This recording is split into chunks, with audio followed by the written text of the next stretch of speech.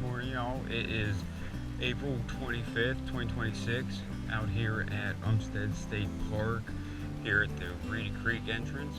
I've been to this spot along Crabtree Creek a couple times. Right now, water is extremely low. Haven't had a lot of rainfall or any type of precipitation really since our snowstorm back in January and February. I think we are expecting some rain coming here soon, but knowing that we were low, this area here, I think on the last video I posted, we've been here. It's been really deep. I can see some stumps in here. I've always wanted to get past here, so I figured with the water being low, I might have a chance at it. Honestly, not really sure. I'm going to be careful. We're going to fish this spot a little bit because there were some nice red breast in it last year and earlier this year whenever I stopped by. So we'll see. I got the Daiwa Presso today, my ultralight rod, 6 foot fast action rod. Just walked through a bunch of spider webs, so they've got that all tangled up here. So I'll get that set up here. But right now I got one 32nd ounce Mule Fishing jig head with a Donkey Tail Junior. I think this is the Pasture Fire or one of the other colors. I'm not sure. I haven't fished this one a whole lot. But yeah, so we're gonna get after it, see if we can find some fish here. Otherwise, we're gonna keep on heading, eastward and head down this way on Crabtree Creek. Thanks for watching. So this is about the area, maybe a little bit further up, but several months ago I was out here and I disturbed a beaver. There's no dam, but there was definitely a beaver that shot out. I think I was a little bit further ahead, and it shot behind me, shot across the creek here. It caused a huge wake, scared the heck out of me. Needless to say, I booked it out of here as fast as I could. I was about up to a little above waist deep, so I was already in the depths here. I think it was kind of like right here, and it just shot across and scared the bejesus out of me.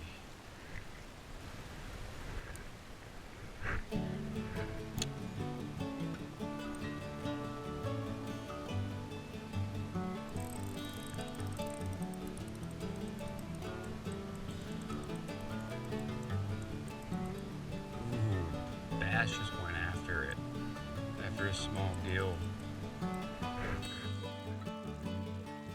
or a small red breast.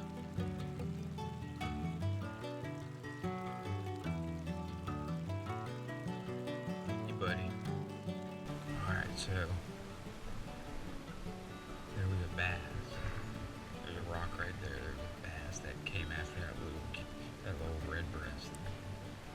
Let's see.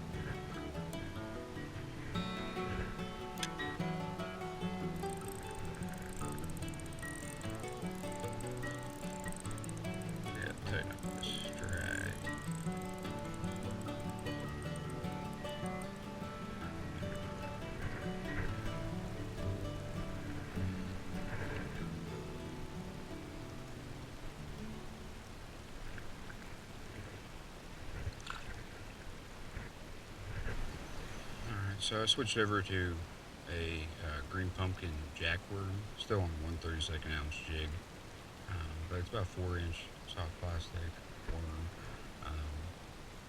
So I've been standing here, so I don't know if you can see, but there you can see the sunfish that are right here. But I'm trying to see if I can catch a bass. Like I mentioned, there was a bass that followed. That first small bluegill that I caught, or red breast. I saw it swimming over here, so I'm upsize my bait. So I love creek fishing. You know, these sunfish are just, they're hungry. They ain't seen much lately. Look at that bass. There's a bass following it.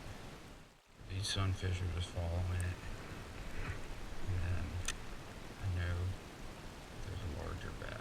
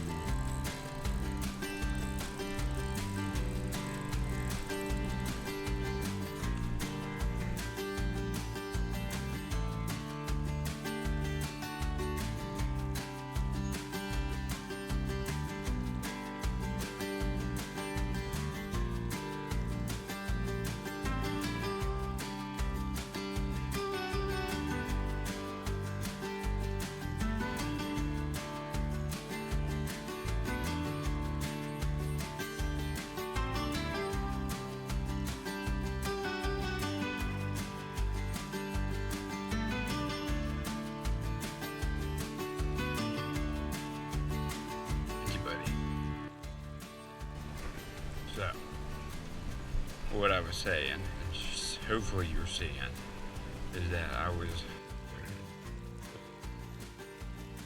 getting these red breast and bluegill. They were definitely attracted to this 4-inch work.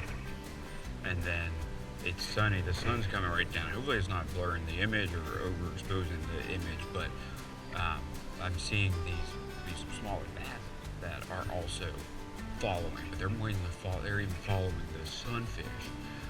So that was really neat, that I was able to get that bass, you know, that decent sized bass for the small creek. You know, yeah, I've just been catching or fishing this one straight right here. I've only gone probably 20 to 50 yards. You know, got red breast, couple, you know, bluegill, and then I got that bass right there. So 3 species right here in this hole. Donkey Tail Jr. and then also this pumpkin jackwood. Mule Fishing plastic. Look at this.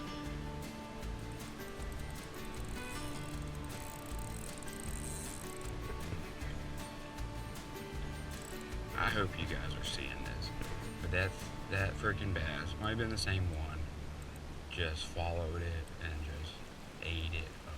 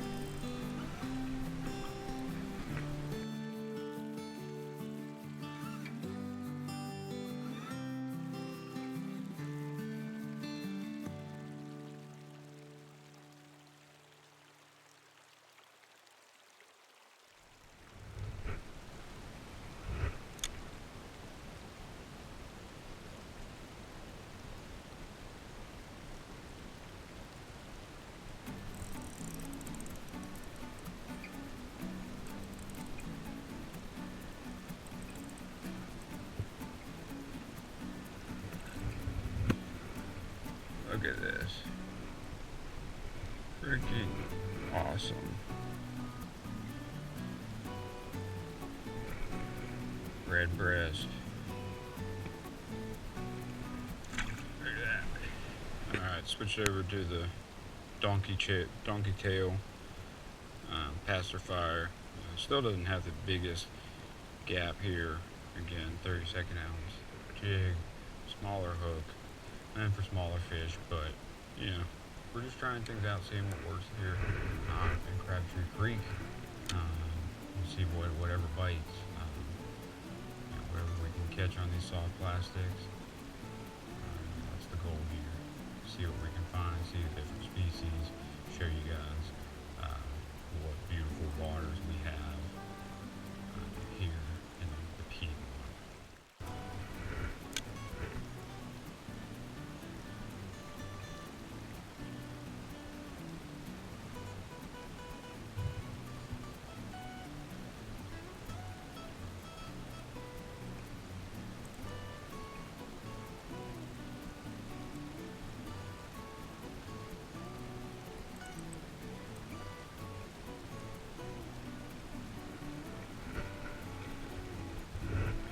Bunch of bluegill right there.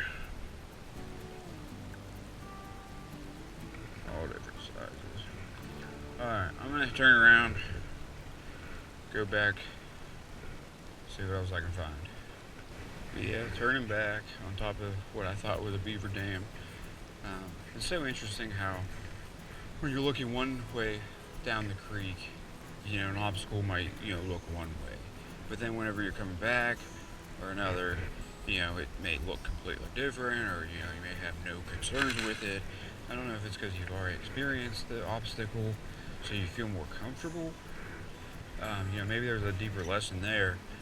You know, because you know, experience and you know, knowing, you know, having a certain comfort level, doing things, you know, definitely brings confidence and you know, makes you, you know, better at whatever you know, that activity might be.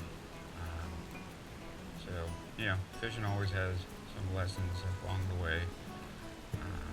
But, you know, I'm glad I went past this, you know, saw that, you know, I could get over it. I didn't get too concerned, didn't feel like I was going to get eaten by a beaver.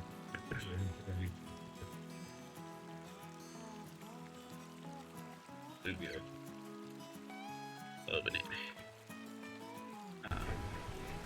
But yeah, we definitely accomplished our goal today of getting outside, having fun, catching fish, freaking in the creek, being in the creek, you know, trying different lures, seeing what works, trying things that are different, you know, time on the water, experience, fun, you know, all these things. That's all we're trying to do here. You know, have a good time, you know, experience different things, meet different people, meet different fish,